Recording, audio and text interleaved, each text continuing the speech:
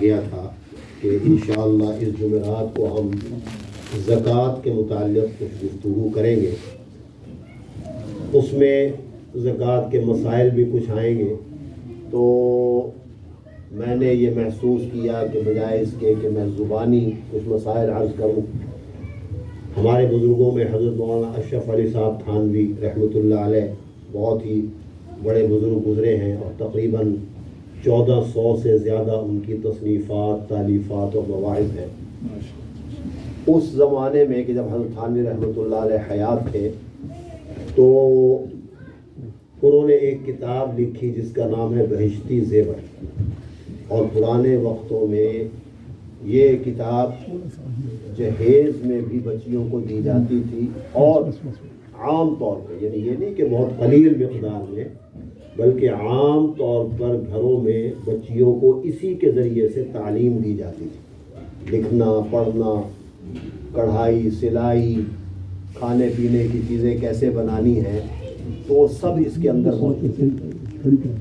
اور اسی طرح بزرگوں کے قصے، مردوں کے قصے، عورتوں کے قصے، نیک بیویوں کے قصے، ان عورتوں کے قصے کہ جو گناہ کی وجہ سے ہلاک ہوئی. تو یہ ایک بڑی جامع کتاب تھی. اس میں نماز کے مسائل بھی ہیں، روزے کے بھی ہیں، زکوٰۃ کے بھی ہیں، حج کے بھی ہیں، عقیدے کا بھی بیان ہے. تو جتنے بھی زندگی کے گویا مسائل ہمیں پیش آتے ہیں، تو اس زمانے میں یہ کتاب اصل میں لکھی گئی تھی لڑکیوں کے لیے، کیونکہ اس زمانے میں نہ تو مسلمان بچیوں کو کالجوں اسکولوں میں بھیجتے تھے، نہ ہی دوسری کمیونٹی کے لوگ اس بات کو اچھا سمجھتے تھے کہ ہماری بچیاں جو ہیں وہ اسکولوں اور کالجوں میں پڑھیں، وہاں جائیں. لہذا ایک ماحول تھا. اب اس ماحول میں بڑا مشکل ہو گیا تھا کہ بچیوں کی تعلیم کا کیا بندوبست ہو. بچیاں کیسے پڑھیں لکھیں گی؟ ان کو تو بالکل زیرو رہ جائیں گی اور پیچھے رہ جائیں گی مردوں سے. یہ جو آج کل ایک نعرہ لگایا جاتا ہے کہ اسلام نے عورتوں کو مردوں سے پیچھے رکھا ہے، یہ انتہائی احمقانہ نعرہ ہے. علماء نے ہمیشہ یہ کوشش کی ہے کہ جس طرح مرد تعلیم پاتے ہیں عورتیں بھی تعلیم پائیں، لیکن وہ تعلیم جس سے ان کی زندگی آراستہ ہو، دینی ہو جائے، دنیاوی زندگی کے لیے نہیں.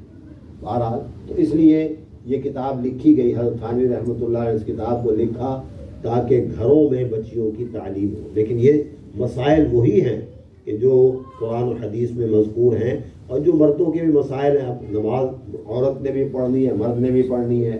وضو عورت بھی کرے گی، مرد بھی کرے گا. حج اس نے بھی کرنا ہے، عورتوں نے مردوں نے بھی کرنا ہے. تو سارے مسائل، اگر کوئی عورت تجارت کرنا چاہے تو تجارت کے مسائل بھی ہیں، بیع و شراء کے مسائل. اگر کوئی خاتون یہ چاہتی ہے کہ وہ تجارت کرے تو جو دینی انداز میں تجارت، وہ مسائل اس کے اندر موجود ہیں.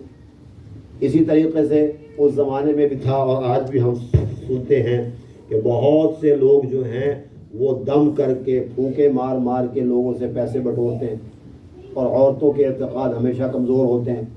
تو یہ بھی ایک پہلو تھا کہ عورتیں گھروں سے نکل کے پیروں کے چکروں میں پڑ جاتی. وہ پیر جو نقلی ہیں، اصلی پیروں کی بات نہیں کرتا، نقلی پیروں کے چکروں میں پڑ جاتی ہیں، عاملین کے چکروں میں پڑ جاتی ہیں، اور پھر وہاں سے پیسے بھی دیتی ہیں. اور بہت سے ایسے واقعات اس زمانے میں بھی رونما ہوتے تھے کہ جو یقیناً سوسائٹی اور کمیونٹی کے لیے انتہائی باعث یعنی شرم ہوتے تھے. تو حضرت تھانوی رحمۃ اللہ نے اس میں ایک حصہ وہ بھی رکھا ہے کہ اگر جھاڑ پھونک کرنی ہے، اس کا بیان بھی عورتوں کو، عورتیں بھی جھاڑ پھونک کر سکتی ہیں. یہ تھوڑی کہ جھاڑ پھونک کرنے کے لیے مرد ہی شرط ہے. نبوت عورت کو نہیں مل سکتی، لیکن ولایت تو مل سکتی ہے. عورت تو ولیہ ہو سکتی ہے. رابعہ بصریہ کتنی بڑی ولیہ تھی، اور جتنی صحابیات ہیں ولایت کے اعلیٰ درجے پہ تھیں. ہم سارے کے سارے بھی مل جائیں اور اپنے سارے اعمال ایک پلڑے میں رکھ دیں. رسول اللہ صلی اللہ علیہ وسلم کی ایک صحابی تو بڑی بات، ایک صحابیہ جو ہے، ہم اس کا مقابلہ تھوڑی کر سکتے ہیں. بڑے بڑے محدثین، علماء، مفسرین مل جائیں، حضرت عائشہ رضی اللہ تعالیٰ عنہ کے مقابلے تو ہیچ ہے، کوئی حیثیت نہیں. تو اس لیے اسلام نے ہمیشہ اس بات کا خیال رکھا ہے کہ کمیونٹی کا جو دوسرا طبقہ ہے جسے ہم عورت کہتے ہیں، تو اس جنس کو ان پڑھ نہیں رکھنا. تعلیم دینی ہے، لیکن وہ تعلیم جو ضروری ہے کہ اس کو وہ اپنے بچوں پر اور اپنی بچیوں کو آگے سکھائے تاکہ ایک مہذب اور بڑا اچھا معاشرہ وجود میں آئے. اس لیے کتاب اصل میں لکھی گئی تھی ان کے لیے.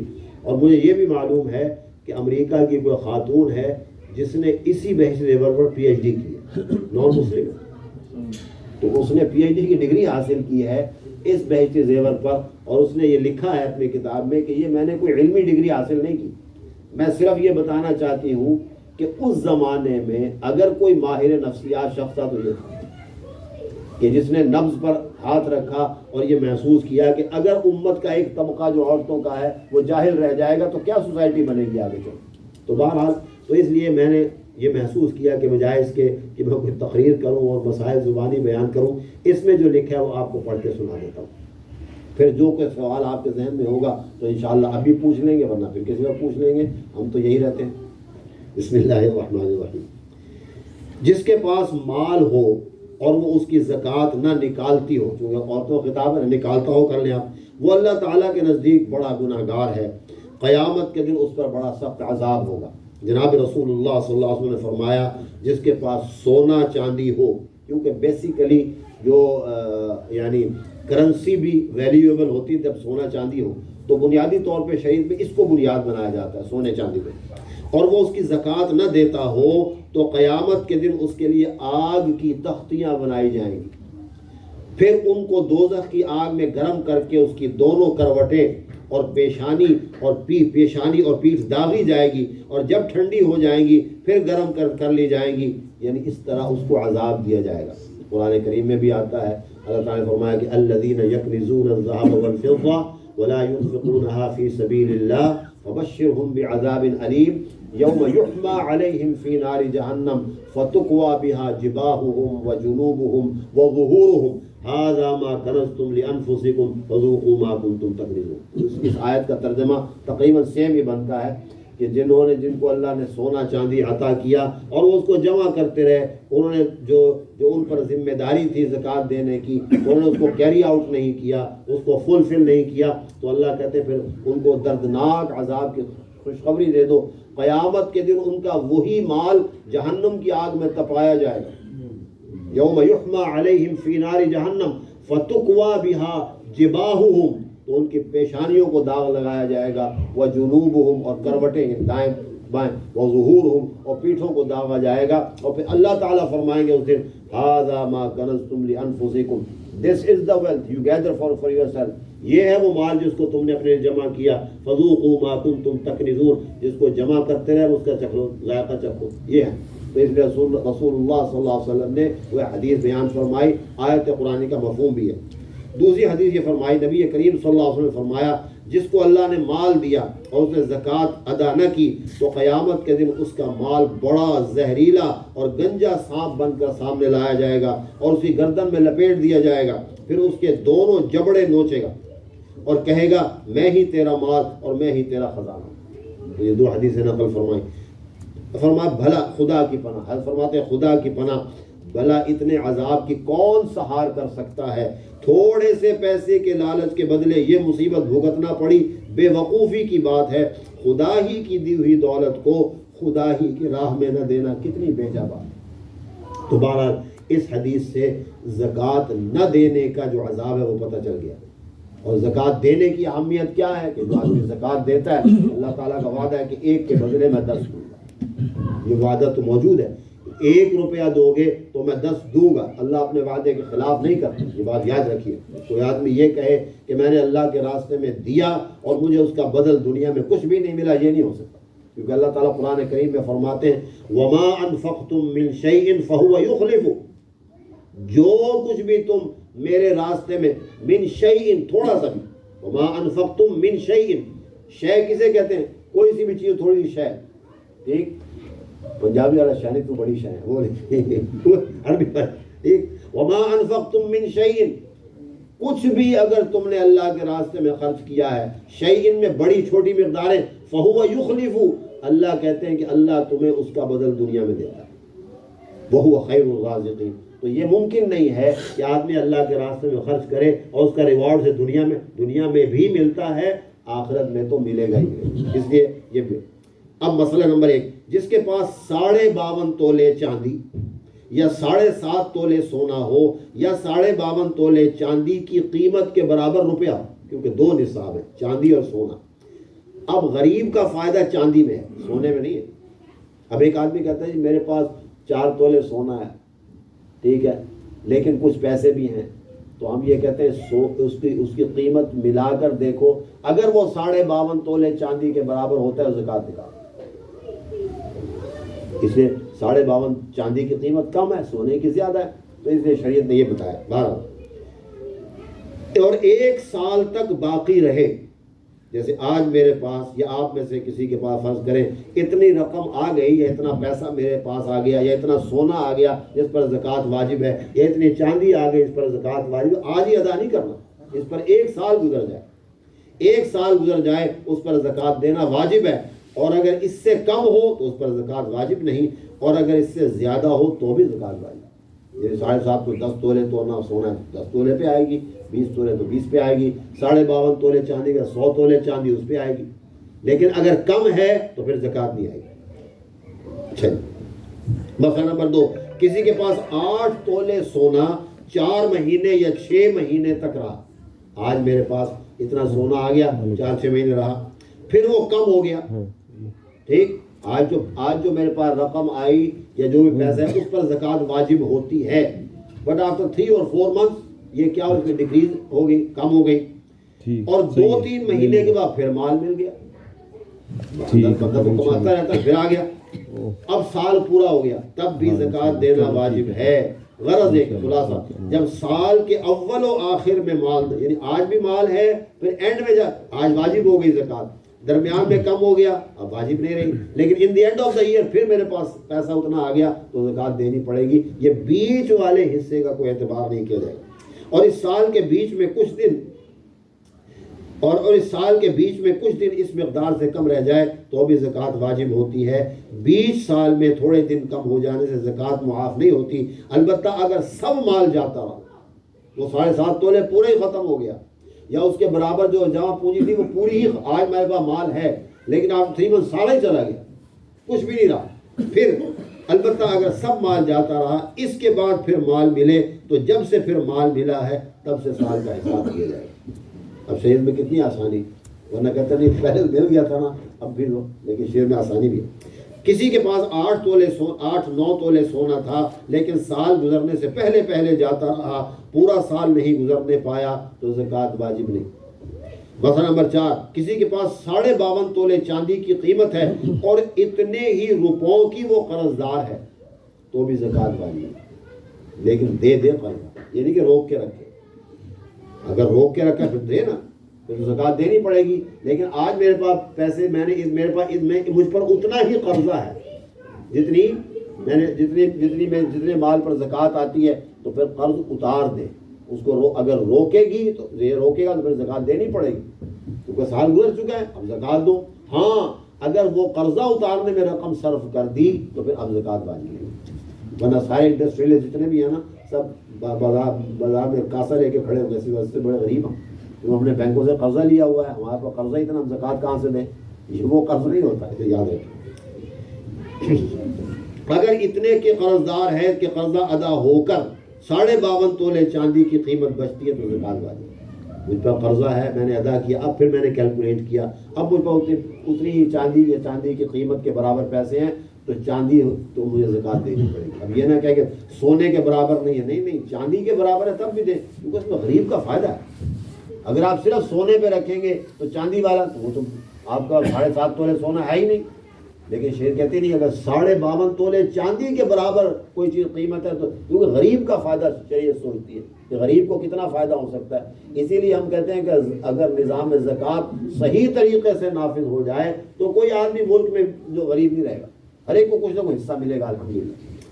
سونے چاندی کے زیور اور برتن، اگر سونے چاندی کے برتن رکھے ہوئے اور سچا گوٹا، کیونکہ پرانے وقتوں میں جو ہے دوپٹوں کے اندر اور قمیصوں کے اندر باقاعدہ سونے کی تاریں پروئی جاتی تھیں، سب پر زکوٰۃ واجب ہے، چاہے پہنتے رہے ہوں یا بند کر کے رکھے ہوں۔ بعض لوگ یہ بھی کہتے ہیں ہم نے تو استعمال ہی نہیں کیا یا ہم استعمال کر رہے ہیں، نہیں سب پہ زکوٰۃ واجب، اور کبھی نہ پہنتی ہو، غرض ہے کہ چاندی اور سونے کی ہر چیز پر زکوٰۃ واجب ہے، البتہ اگر اتنی مقدار سے کم ہو جو اوپر بیان ہوئی تو زکوٰۃ واجب نہیں ہوگی۔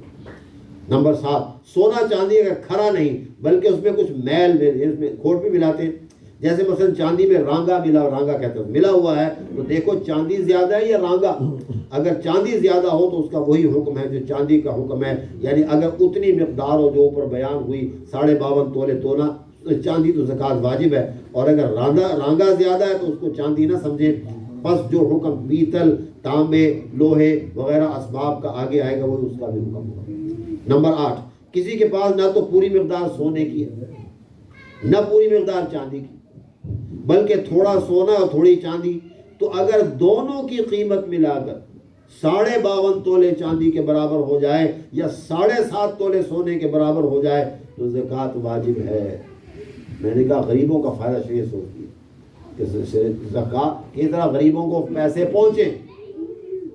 ٹھیک، یہ ٹیکسوں کے ذریعے تو نہیں پہنچ رہے، لیکن حقیقت بات ہے اگر سارے مسلمان پاکستان کے مل کر یا دنیا کے مل کر اگر صحیح طریقے سے زکوٰۃ نکالے تو یہ جو بکھیڑے ہو ہی نا.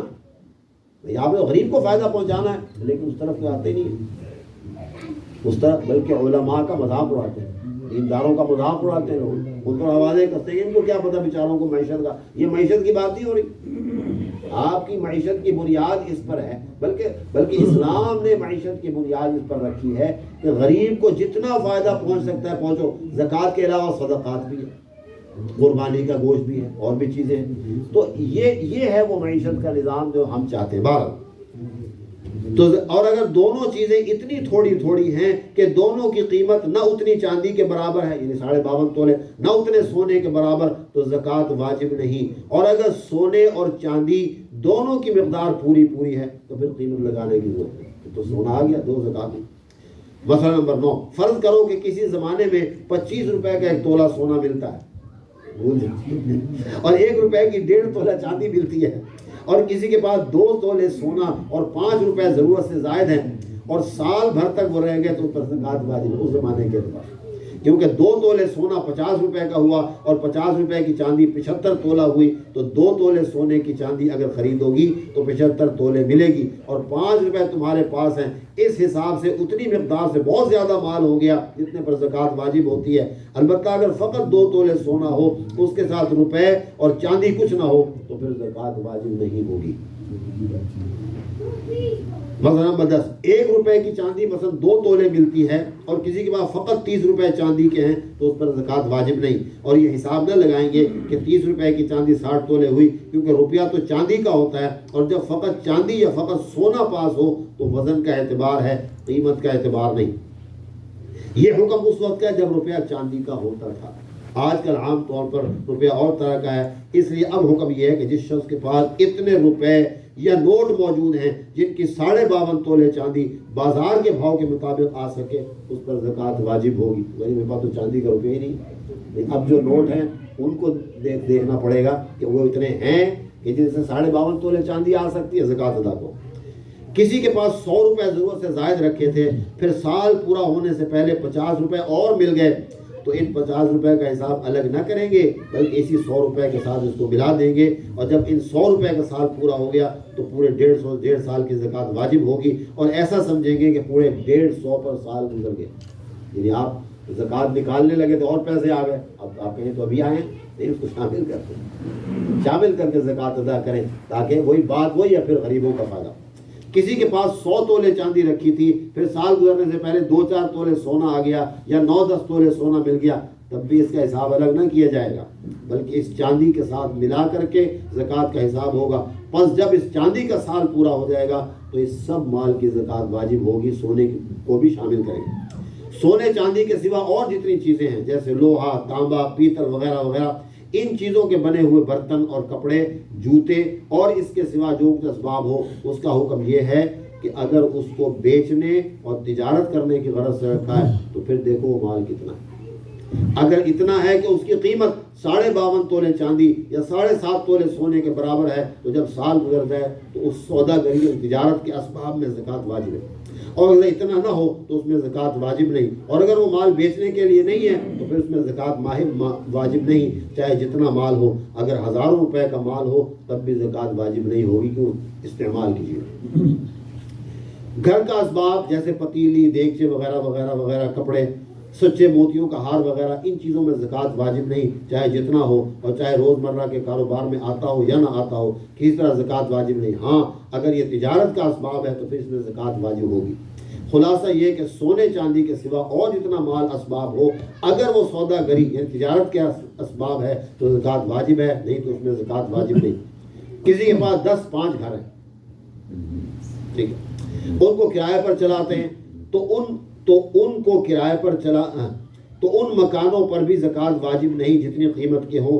ایسے ہی اگر کسی نے 200-400 روپے کے برتن خرید لیے، ان کو کرائے پر چلاتی رہے، اس پر زکوٰۃ واجب نہیں۔ غرض ہے کرائے پر چلانے سے مال میں زکوٰۃ واجب نہیں ہوتی، لیکن جو کرایہ آ رہا ہے اس پر زکوٰۃ واجب ہوتی۔ پہننے کے اچھا جی، کسی کے پاس کچھ چاندی یا سونا ہے اور کچھ مال تجارت کا بھی ہے، تو سب کو ملا کر دیکھو، اگر اس کی قیمت 52.5 تولے چاندی یا 7.5 تولے سونے کے برابر ہو جائے تو زکوٰۃ واجب ہے، اور اگر اتنا نہ ہو تو واجب نہیں۔ اب تجارت کا مال وہ کہلائے گا جس کو اسی ارادے سے خریدا ہے کہ اس کو بیچے، اس کی سودا گری کریں گے۔ تو اگر کسی نے اپنے گھر کے خرچ کے لیے یا شادی وغیرہ کے خرچ کے لیے چاول مول لیے، پھر ارادہ ہو گیا کہ لاؤ اس کو بیچ لیں، تو یہ مال سودا گری کا نہیں ہے، اس پر زکوٰۃ واجب نہیں، بیچ دیں گے تو پھر ہوگا۔ اگر کسی پر تمہارا قرض آتا ہے، میرا خیال میں ذرا بات نہ کریں تو بہتر ہے، اگر کسی پر تمہارا قرض آتا ہے تو اس پر قرض بھی تو اس قرض پر بھی زکوٰۃ واجب ہے۔ لیکن قرض کی 3 قسمیں ہیں، ایک یہ کہ نقد روپیہ یا سونا چاندی کسی کو قرض دیا یا سودا گری کا اسباب بیچا، اس کی قیمت باقی ہے، اور 1 سال کے بعد یا 2-3 برس کے بعد وصول ہوا، تو اگر اتنی مقدار ہو جتنی پر زکوٰۃ واجب ہوتی ہے تو ان سب برسوں کی زکوٰۃ دینا واجب ہے۔ آپ نے کسی کو قرض دیا ہوتا، اب 2-3 سال کے بعد آپ نے وصول ہوا، تو اب آپ کو اس پر زکوٰۃ دینی پڑے گی۔ 3 سالوں کے بعد تو 3 سالوں کی نکالیں گے، لیکن کیسے نکالیں گے؟ ایسے نکالیں گے کہ 100 روپے میں 2.5 روپے آئی، اب کتنے رہ گئے باقی؟ 97.5، اب 97.5 پہ آئی، پھر 2.5 نکالے تو رہ گئے 50، تو اس طرح زکوٰۃ نکلے گی۔ 97.5 پر 2.5 روپے نکل کے، اور اب 97.5 کے 2.5 روپے اور بنے، وہ کم بنے گے، 95 پر 2.5% کم بنے گی، تو کم ہوتی جائے گی زکوٰۃ۔ یہ نہیں کہ آپ نے ہاں، یہ اس طرح زکوٰۃ کم بھی ہوتی جاتی۔ اور اگر یکمشت وصول نہ ہو تو جب اس میں سے 11 تولے چاندی کی قیمت وصول ہو تب اتنے کی زکوٰۃ ادا کرنا واجب ہے، اور اگر 11 تولے چاندی کی قیمت بھی متفرقی ہو کر ملے تو جب یہ مقدار پوری ہو جائے اتنی مقدار کی زکوٰۃ ادا کرتی رہے، تھوڑی تھوڑی مل رہی دیتے رہو، اور دونوں ملا کر مقدار پوری ہو جائے تو زکوٰۃ واجب ہو جائے گی۔ اور اگر نقد نہیں دیا بلکہ کوئی تجارت کا مال تھا بیچ دیا، یا کوئی اور چیز بیچی، جیسے پہننے کے کپڑے بیچ دیے، گھر والا سامان، یا اس کی قیمت باقی ہے اور اتنی ہے جتنے میں زکوٰۃ واجب ہوتی ہے، پھر وہ قیمت کئی برس بعد وصول ہو تو سب برسوں کی زکوٰۃ دینا واجب ہے۔ اور اگر سب ایک دفعہ کر کے نہ وصول ہو بلکہ تھوڑا تھوڑا کر کے ملے، تو جب تک اتنی رقم نہ وصول ہو جائے جو نرخ بازار سے یعنی بازار کے بھاؤ کے مطابق 52.5 تولے چاندی کی قیمت ہو تب تک زکوٰۃ واجب نہیں۔ جب مذکورہ رقم وصول ہو تو سب برسوں کی زکوٰۃ دینا واجب ہے۔ کچھ لوگ یہ بھی کہتے ہیں پیسے مل ہی نہیں رہے، تو جو جس قرضے کے ملنے کی امید ہے اس پر زکوٰۃ واجب ہے، چاہے آپ سال بہ سال نکالتے رہیں، جب آئے گا تو نہیں دینی پڑے گی۔ اور اگر یہ ہے کہ جب آئے تو پھر سارے برسوں کی آپ اکٹھی نکال دیں، لیکن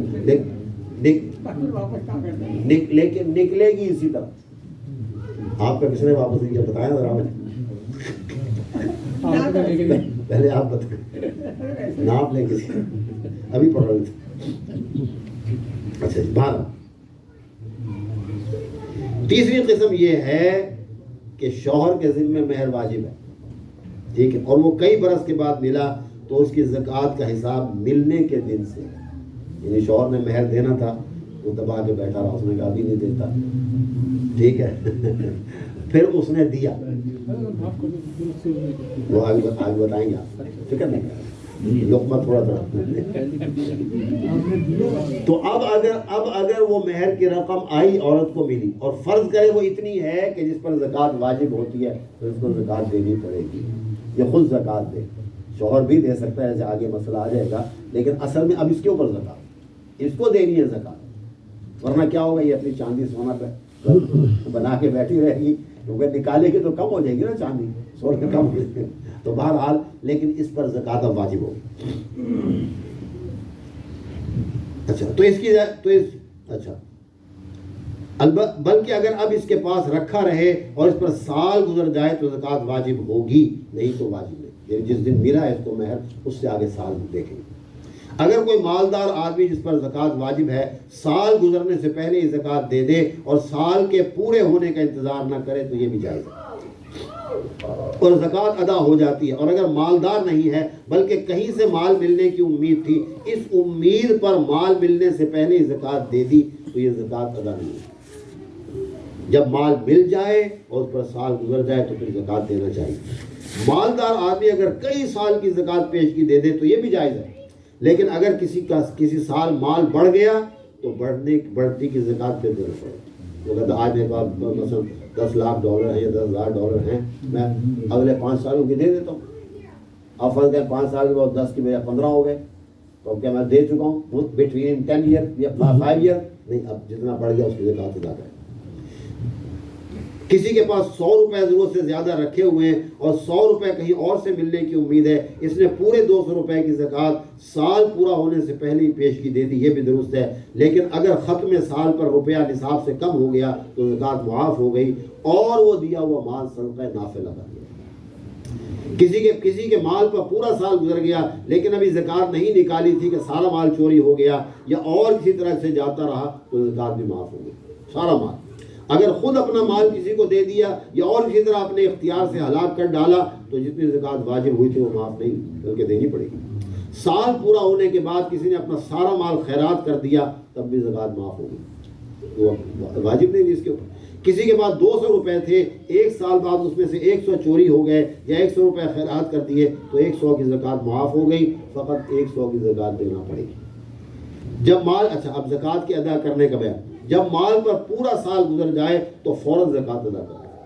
نیک کام میں دیر لگانا اچھا نہیں کہ شاید اچانک موت آ جائے اور یہ مواخذہ اپنی گردن پر رہ جائے. اگر سال گزرنے پر زکوٰۃ ادا نہیں کی، یہاں تک کہ دوسرا سال بھی گزر گیا تو گناہگار ہوگا. اب بھی توبہ کر کے دونوں سال کی زکوٰۃ دے دے، غرض عمر بھر میں کبھی نہ کبھی ضرور دے، باقی نہ رکھے. جتنا مال ہے اس کا 40واں حصہ زکوٰۃ میں دینا واجب ہے. یعنی 100 روپے میں 2.5 روپے اور 40 روپے میں 1 روپیہ. جس وقت زکوٰۃ کا روپیہ کسی غریب کو دے اس وقت اپنے دل میں اتنا ضرور خیال کر لے کہ میں زکوٰۃ میں دے رہا ہوں. اگر یہ نیت نہیں کی، یوں ہی دے دیا تو زکوٰۃ ادا نہیں. نیت کرنے ضروری ہے، پھر سے دینا چاہیے اور جتنا دیا اس کا ثواب الگ ملے گا. اگر فقیر کو دیتے وقت یہ نیت نہیں کی تو جب تک وہ مال فقیر کے پاس رہے اس وقت تک یہ نیت کرنا درست ہے. ابھی کتنی آسانی. اب نیت کر لینے سے بھی زکوٰۃ ادا ہو جائے گی. البتہ اگر فقیر نے خرچ کر ڈالا اب نیت کا اعتبار نہیں، اب پھر سے زکوٰۃ دے. کسی نے زکوٰۃ کی نیت سے 2 روپے نکال کر الگ رکھ لیے کہ جب کوئی مستحق ملے گا اس کو دے دوں گا، پھر جب فقیر کو دے دیا اس وقت زکوٰۃ کی نیت کرنا بھول گئی تو ابھی زکوٰۃ ادا ہوگی. وہ پہلے نیت کر لی تھی اس لیے. البتہ اگر زکوٰۃ کی نیت سے نکال کر الگ نہ رکھتی تو ادا نہ ہو. 2 روپے آپ نے نکال کے رکھ لی کہ میں زکوٰۃ کے کوئی آئے گا دے دوں گا، اب آپ نے نیت کر لی ہے. اب جب بھی آپ دیں گے تو دیتے وقت آپ اگر بھول بھی گئے تو کوئی بات نہیں، آپ کی وہ نیت جو آپ نے کی تھی معتبر ہو گئی. لیکن اگر نکالتے وقت نیت نہیں کی، ویسے ہی رکھ لیے، تو اب دیں گے تو نیت کریں، اگر نہیں دی تو پھر یہ صدقہ نافلہ ہو جائے. یہ مطلب ہے. کسی نے زکوٰۃ کے روپے نکالے تو اختیار ہے، چاہے ایک ہی کو سب دے دے یا تھوڑا تھوڑا کر کے کئی غریبوں کو دے، اور چاہے اسی دن سب دے دے یا تھوڑا تھوڑا کر کے کئی مہینے میں دے، سب جائز ہے. بہتر یہ ہے کہ ایک غریب کو کم سے کم اتنا دے دے کہ اس دن کے لیے کافی ہو جائے، کسی اور سے نہ مانگنا پڑے. ایک ہی فقیر کو اتنا مال دے دے جتنے مال کے ہونے سے زکوٰۃ واجب ہوتی ہے، ایسا کرنا مکروہ ہے.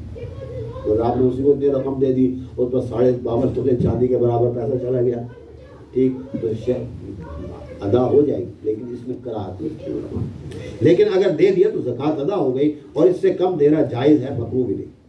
کوئی عورت قرض مانگنے آئی اور یہ معلوم ہے کہ وہ اتنی تنگ دست اور مفلس ہے کہ کبھی ادا نہ کر سکے گی، یا ایسی نادہندہ ہے کہ قرض لے کر کبھی ادا نہیں کرتی، جیسے آپ ہمارے اس کو قرض کے نام سے زکوٰۃ کا روپیہ دے دیا اور اپنے دل میں سوچ لیا کہ میں زکوٰۃ دے رہی ہوں تو زکوٰۃ ادا ہو گئی، اگرچہ وہ اپنے دل میں یہی سمجھے کہ مجھے قرض دیا. آپ نیت کریں دے دیں، کیونکہ آپ کو پتہ واپس ملنا نہیں. ٹھیک، وہ بیچاری اتنی تنگ دست ہے، دے نہیں سکے گی. آپ کو حالات تو معلوم ہوتے ہیں. کوئی مرد ہے، کوئی بندہ دوست ہے ہمارا، کوئی رشتے دار ہے، اس کو آپ نے پیسے دیے اور آپ نے اس کو قرض دیا، لیکن آپ نے نیت کیا کی کہ میں زکوٰۃ دے رہا ہوں، اور آپ کو پتہ ہے کہ یہ پیسے بیچارہ میرا غریب رشتے دار واپس نہیں کر سکے گا، تو زکوٰۃ ادا ہو گئی آپ کی نیت کی وجہ سے.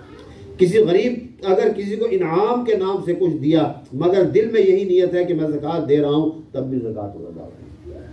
اس میں دوسرے کی یعنی اس کو ہتک سے بچانا مقصود ہے کہ وہ حقیر نہ سمجھے اپنے آپ کو.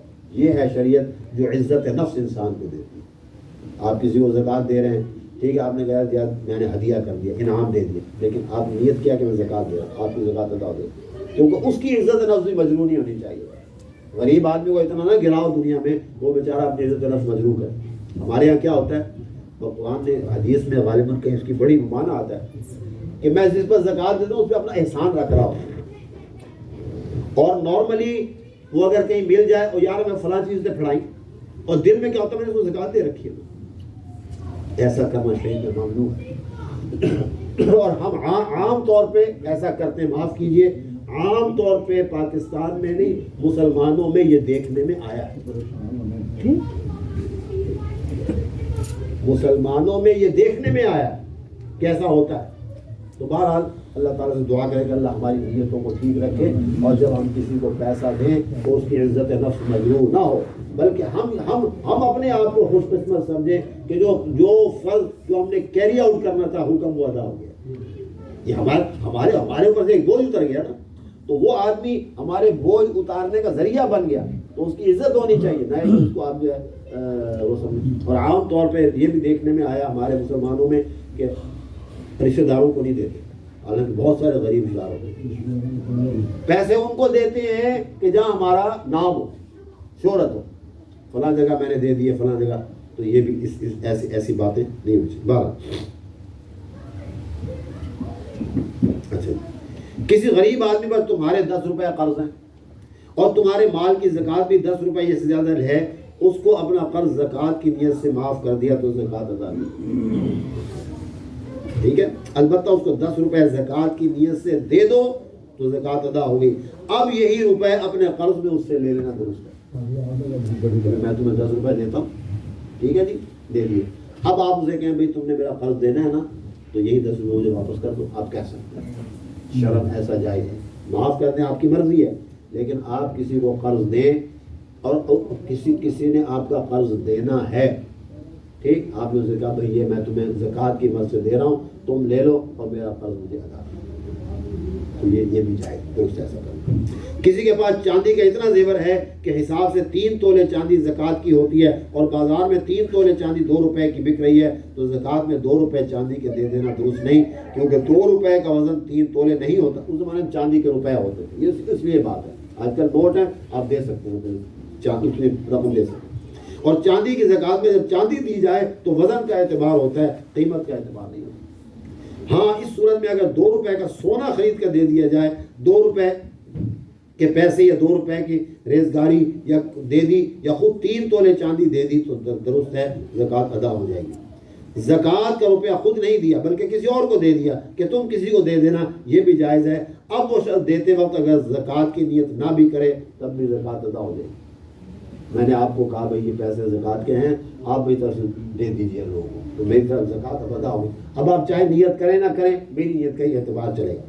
کسی غریب کو دینے کے لیے تم نے 2 روپے کسی کو دیے، لیکن اس نے بعین ہی وہی 2 روپے فقیر کو نہیں دیے جو تم نے دیے تھے، بلکہ اپنے پاس سے 2 روپے تمہاری طرف سے دے دیے، اور یہ خیال کیا کہ وہ روپے میں لے لوں گا، تب بھی زکوٰۃ ادا ہوگی، بشرطے کہ تمہارے روپے اس کے پاس موجود ہوں. اور اب وہ شخص اپنے 2 روپے کے بدلے میں تمہارے وہ 2 روپے لے لے. البتہ اگر تمہارے دیے ہوئے روپے اس نے پہلے خرچ کر ڈالے، اس کے بعد اپنے روپے غریب کو دیے، تو زکوٰۃ ادا نہیں. یا تمہارے روپے اس کے پاس رکھے تو ہیں لیکن اپنے روپے دیتے وقت یہ نیت نہ تھی کہ میں وہ روپے لے لوں گا، تب بھی زکوٰۃ نہیں ادا ہوئی. اب وہ دونوں روپے پھر زکوٰۃ میں دے. اگر تم نے روپے نہیں دیے لیکن اتنا کہہ دیا کہ تم ہماری طرف زکوٰۃ دے دینا، اس لیے اس نے تمہاری طرف زکوٰۃ دے دی، تو ادا ہوگی، اور جتنا اس نے تمہاری طرف سے دیا ہے اور وہ تم سے لے سکتا. اگر تم نے کسی سے کچھ نہیں کہا، اس نے بلا تمہاری اجازت کے تمہاری طرف سے زکوٰۃ دے دی، زکوٰۃ ادا نہیں ہوگی. اب اگر تم منظور بھی کر لو تب بھی درست نہیں، اور جتنا تمہاری طرف سے دیا ہے تم سے وصول کرنے کا اس کو کوئی حق نہیں. پوچھ کے دینا، زکات نہیں کرتی۔ تم نے ایک شخص کو اپنی زکات دینے کے لیے 2 روپے دیے تو اس کو اختیار ہے، چاہے خود کسی غریب کو دے دے یا کسی اور کے سپورٹ کر دے، تم یہ روپیہ زکات میں دے دینا، اور نام کا بتلانا ضروری نہیں ہے کہ فلاں کی طرف یہ زکات دے رہا ہے، اور وہ شخص روپیہ اگر اپنے کسی رشتے دار یا ماں باپ کو غریب دیکھ کر دے دے تو بھی، یعنی میں تو اپنے ماں باپ کو نہیں دے سکتا ٹھیک، لیکن فرض کریں آپ نے کسی کو زکات دی، اس نے دے دیا، آگے جا کے غریب آپ دے سکتے ہیں، لیکن اگر وہ خود غریب ہو تو آپ ہی لینا درست نہیں۔ ہاں اگر تم نے یہ کہہ دیا کہ جو چاہے کرو اور جسے چاہے دے دو تو اس کو لینا درست۔ یہ مال کی زکات کا بیان میں نے آپ کے سامنے پڑھ دیا۔ اب آگے ہے پیداواریں جو ہوتی ہیں ہمارے ملک میں، اس میں بھی زکات آتی ہے، غلے پر بھی زکات ہے، کتنی گندم پیدا ہوئی ایک آدمی کے پاس، کتنی پیداوار ہے، اس میں سے عشر نکالنا ضروری ہے۔ پھر گنا ہے، پھر اللہ آپ کا بھلا کرے سبزیاں ہیں، تو بہت زکات نکلتی ہے مسلم ملکوں کے اندر اگر صحیح طریقے سے نکالی جائے تو کوئی غربت باقی نہیں رہ سکتی۔ لیکن چونکہ ہمیں غریب کو غریب رکھنا ہی منظور ہوتا ہے، لہذا ہم دائیں بائیں کی باتیں کرتے ہیں، ٹھیک ہے ایسے کر دو تو یوں ہو جائے گا، یوں قرضے لے لو تو یوں ہو جائے گا، نہ ملک کی معیشت سے بھرتی ہے نہ غریب کی غربت ختم۔ آج بھی الحمدللہ میں اگر یہ کہوں تو بیجا نہیں ہے کہ اس معاشی نظام کو صرف مدارس چلا رہے ہیں، کیونکہ مدرسوں میں جو بچے آتے ہیں غریب ہوتے ہیں، ان کو تو کوئی پیسے دینے والا ہی نہیں ہے۔ ان جنرل 90% سے ابو لوگ جو ہیں وہ کون لوگ ہیں جو مدرسوں میں آتے ہیں؟ غریب ہوتے ہیں۔ اب ان غریبوں کو کپڑا بھی دیا جاتا ہے، کتابیں بھی دی جاتی ہیں، دین پڑھایا جاتا ہے، جن کو معاشرہ اپنے ساتھ کھڑا کرنا بعض اوقات گوارا نہیں کرتا، ان کو عالم بنایا جاتا ہے، دیندار بنایا جاتا ہے، کوئی محدث بنتا ہے، کوئی مفسر بنتا ہے، کوئی مفتی بنتا ہے، تو وہ پیسہ کہاں سے آتا ہے؟ وہ لوگ زکوٰۃ ہی کا پیسہ جو اچھے لیے وہ مدرسے کو دیتے ہیں، مدرسہ پھر آگے دیتا ہے۔ جس زمانے میں ہم پڑھا کرتے تھے 1970s کی بات آپ کو بتا رہا ہوں، اس زمانے میں جو غریب طلبہ ہوتے تھے ان کو 50 روپے سے لے کر 100 روپے وظیفہ ملتا ایک مہینے کا، اور ایسی عمرائی دیتے تھے۔ تو وہ وہاں جو نظام چلتا ہے وہ بالکل یہ ابھی بھی وظیفہ دیا جاتا ہے، اور سارا کام ان کے ساری جو کھانا پینا وہ سب بورڈنگ لاجنگ سب ان کے پاس ہوتی ہے، تو اس نظام کو وہ باقاعدہ اسی طریقے سے، اور غریب لوگ ہوتے ہیں۔ میں آپ کو ایک واقعہ بیان کر کے وہ ختم کروں۔ ہم لوگ پنڈی بٹیاں پٹنہ میں رہتے تھے، تو ہمارے نزدیک ہی ایک گاؤں تھا، یعنی سمجھے 7 اور 9 میل کے پاس، 7 میل سیدھا اور 2 میل لیفٹ سائڈ۔ تو وہاں پر میرے والد صاحب مرحوم کے زمانے میں گئے تھے، تو وہاں سے ایک فیملی آئی۔ اب میں آپ کو بات بتا رہا ہوں سننے کی بات۔ وہ لڑکا جو تھا اس کو بخار ہوا، اس کی ٹانگ ٹیڑھی، اب ان کا علاج معالجے کے لیے پیسے نہیں، ٹھیک، وہ کیا کریں؟ لٹرلی آپ کو بات بتا رہا ہوں، تو وہ بچے کو لائے اور انہوں نے ہمارے والد صاحب کے حوالے کیا کہ جی یہ ان ساڈے کام کر، یہ ہمارے کام کر ہی رہا، کیونکہ نہ یہ پٹھے کاٹ سکتا ہے، نہ جانوروں کو چرا سکتا ہے، نہ دودھ کچھ نہیں، اس کو کچھ کام نہیں، اب آپ جانے بچہ اور چھوڑ کے چلے۔ اس قسم کے ایسے لوگ بھی مدرسوں میں آتے ہیں۔ پھر ہمارے والد صاحب نے اس کی پرورش کی، وہ 5-6 سال کا ہوا، 7 سال، اس کی پرورش کی، اس کو حافظ بنایا، پھر اس کو امام رکھا۔ ابھی وہ زندہ ہے، بہت بیچارہ کمزور ہے، بہرحال وہ چونکہ وہ ہمارے امی ابو کو ہی ماں باپ سمجھتا تھا اور ہمیں بھائی، تو بیچارہ بہرحال باتیں ہوتی رہتی۔ تو ایسے لوگ بھی آتے ہیں، نابینا بھی آتے ہیں۔ جامعہ اشرفیہ میں مجھے یاد ہے، میرا خیال ہے میں اس وقت شاید 6 گریڈ میں تھا، 2 نابینا لڑکے،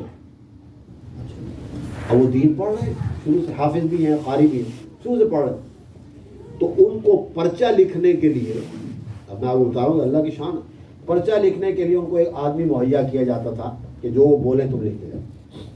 تو میری بھی ایک کے ساتھ ڈیوٹی لگ گئی، تو اس نے مجھے عربی میں پرچہ لکھوایا تھا، اردو میں سب، اس نے ہر سوال کا جواب عربی میں لکھوایا۔ عربی ہم لکھ سکتے تھے، لکھوایا، لکھوانے ایک جگہ وہ پھنس گیا ایک سوال۔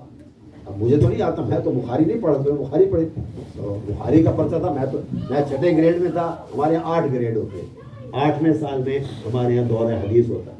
خیر 5 سال میں چپ رہا، بھی کہتا چلو جی اللہ کا نام لے کے جا صاحب جواب لکھوا دی۔ اب جب جواب لکھوا دیا، اب میں آپ کو ذہانت کی بات بتاؤں تو مجھے کہتا ہے آپ ذرا میرے ساتھ کمرے میں آئیں گے؟ چل اس نے کہا جی بخاری شریف کی جلد ثانی نکالو. اب آپ اندازہ رہیں اتنی موٹی ہے بخاری، 400 500 صفحے کی ایک جلد ہے. اس نے کہا جی اب میں یقین مانے میں حیران ہو گیا کہ نابینا اس کو پتہ یہ سوال دوسری جلد سے آیا ہے. بھائی اس کو کیا پتہ سیکنڈ جلد میں کہاں یہ سوال ہے، یہ حدیث کہاں سنی تھی، حدیث پڑھی ضرور، سن رہا تھا، دیکھ تو نہیں رہا تھا. But he was so intelligent. اس نے کہا جی کیا جلد ثانی نکالو. میں نکال لی. مجھے کہتا ہے اس کا فلاں صفحہ نکالو. میں نے پیج نکالا. کہتا ہے لیفٹ پیج پہ ایک باب ہے اور اس باب پہ باب کو پڑھیں، سیم حدیث وہاں جو سوال میں ہے. پھر اس نے کہا اس کے اوپر اتنے نمبر کا فٹ نوٹ ہے وہ بھی پڑھیں. وہ فٹ نوٹ میں نے پڑھا تو اس کا جواب ٹھیک تھا. ایسے لوگ بھی آتے ہیں، اتنے ذہین لوگ ہوتے ہیں. ذہانت بھی بہت ہوتی ہے لیکن ہوتے بیچارے غریب غربا ہیں. بعد میں بارہ اللہ کی شان ہے. تو میں عرض کرنے کا مقصد یہ ہے کہ الحمدللہ یہ دین کا جو نظام جو مدارس چلا رہے ہیں نا، یہ بہت بڑا نظام ہے. ہم سچی بات ہے اس کو قدر و منزلت کی نگاہ سے نہ دیکھیں، یہ ایک الگ بات ہے. لیکن ظاہر ہے کہ وراثت نبوت میں یہ کہ علم دین، حافظ بننا، قاری بننا، عالم بننا کوئی دنیاوی تعلیم کی نفی نہیں ہے. لیکن بہرحال اس نظام کو دینی مدارس الحمدللہ وہ چلا رہے ہیں، اور پھر پوری دنیا میں چلا رہے ہیں، پوری دنیا میں.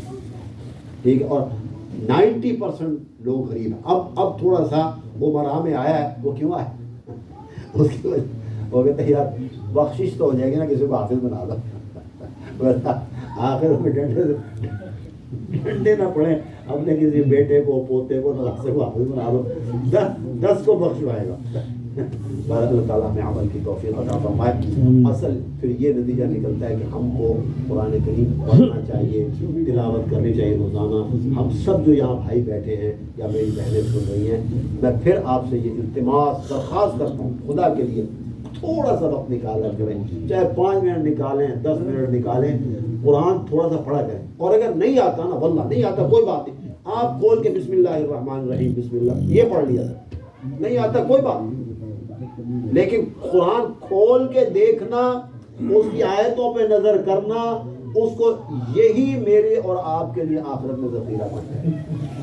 ہو سکتا ہے اللہ یہ معاف کر دے، ٹھیک ہے تو پڑھنا نہیں جانتا، لیکن یار کھولا بھی نہیں کبھی تو. اللہ کہے گا میرے بندے تو نے کبھی کھولا بھی نہیں، اس کو دیکھا بھی نہیں. یہ تیری اتنی غفلت، اتنا دنیا میں انہمام کہ کبھی دیکھا بھی نہیں.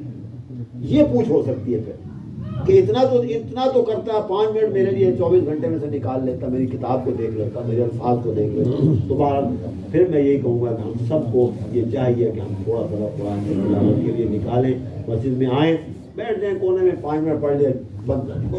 اللہ مجھے اور آپ کو عمل کی توفیق عطا فرمائے. والعاقبة للمتقين والصلاة والسلام على رسوله الكريم سيدنا ومولانا محمد وعلى آله وأصحابه أجمعين. اے اللہ جو ہم نے کہا ہے سنا ہے اس کو اپنی بارگاہ میں قبول فرما، ہمارے کو وسیلہ نجات آخرت بنا، بے عملی بد عملی اور بے عربی سے ہماری حفاظت فرما. اے الہ العالمین ہم سارے مسلمان جن پر زکوٰۃ واجب ہے ان کو زکوٰۃ ادا کرنے کی توفیق فرما. اور یہ سب سے پہلے یاد رکھیے اپنے عزیزوں کا خیال رکھیں، رشتہ داروں کا خیال رکھیں. اگر وہ غریب ہیں پہلے ان کو دیں تھوڑا تھوڑا کر کے، پھر باقی بیچاروں کو بھی عطا فرمائیں. اللہ ہم سب کو نیک اعمال کی توفیق عطا فرمائے. اے الہ العالمین جو ہمارے اندر کمی کوتاہی سے درگزر فرما.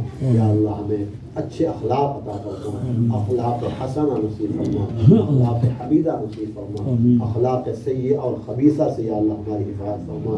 اے اللہ ہم سب کو جھوٹ سے اور یا اللہ غصے سے، غضب سے، حسد سے، کینے سے اور جو جتنے بھی دل کے امراض سے محفوظ فرما. ہمیں تحمل نصیب فرما، بردباری نصیب فرما، تواضع نصیب فرما، قناعت نصیب فرما، اخلاص نصیب فرما، صدق نیت ہمیں نصیب فرما. یا اللہ ہمیں ایسا بنا کہ ہم سے، ہماری زبان سے اور ہمارے عمل سے کسی کو تکلیف نہ ہو. اے اللہ ایسا ہمیں بنا. اور اے پروردگار عالم قیامت کے دن ہم سب کو جناب رسالت مآب صلی اللہ علیہ وسلم کے جھنڈے لگاؤ الحمد کے نیچے جمع فرما، آپ کی شفاعت نصیب فرما. اے اللہ جنت میں ہمیں آپ کے نالین و قدمین میں جگہ نصیب فرما. اے اللہ انبیاء کی مرافقت اور کمپنی نصیب فرما، کیونکہ رسول اللہ صلی اللہ علیہ وسلم نے جو دعائیں سکھائیں اس میں یہ بھی ہے. ایک جگہ تو صرف ہمارے نبی صلی اللہ علیہ وسلم کا نام ہے، ایک جگہ سب انبیاء کی مرافقت کا بھی. اللہم انی اسألک الفوز فی القضاء. یا اللہ جو فیصلہ آپ نے میرے بارے میں کیا میں اس میں آپ سے کامیابی مانگتا ہوں. وَنُزُلَ الشُّهَدَاء، اور یا اللہ میں قیامت کے دن وہ مہمانی مانگتا ہوں جو آپ شہداء کی کریں. وَعَيْشَ السُّعَدَاء، اور دنیا میں زندگی ان لوگوں کے سے مانگتا ہوں جو نیک بخت لوگ. وَمُرَافَقَةَ الْأَنْبِيَاء، پھر آگے یہ بھی فرمایا کہ اے اللہ سے یہ مانگو کہ اللہ میں آخرت میں انبیاء کا ساتھ مانگتا ہوں. دینا نہ دینا تو اللہ کے اختیار میں، ہمیں تو مانگنے کا تو حکم ہے، مانگے تو صحیح. وَمُرَافَقَةَ الْأَنْبِيَاء وَالنَّصْرَ عَلَى الْأَعْدَاء، اور ظاہری اور باطنی دشمنوں پر ہماری مدد فرما. انک سمیع الدعاء، بے شک آپ ہی دعاؤں کو سننے والے ہیں. ربنا وتقبل منا انک انت السمیع العلیم وتب علینا انک انت التواب الرحیم. وصلی اللہ تعالی علی خیر خلقہ سیدنا وحبیبنا وشفیعنا ومولانا محمد وعلی آلہ وصحبہ. یہ سوال ہو دوبارہ کسی بھی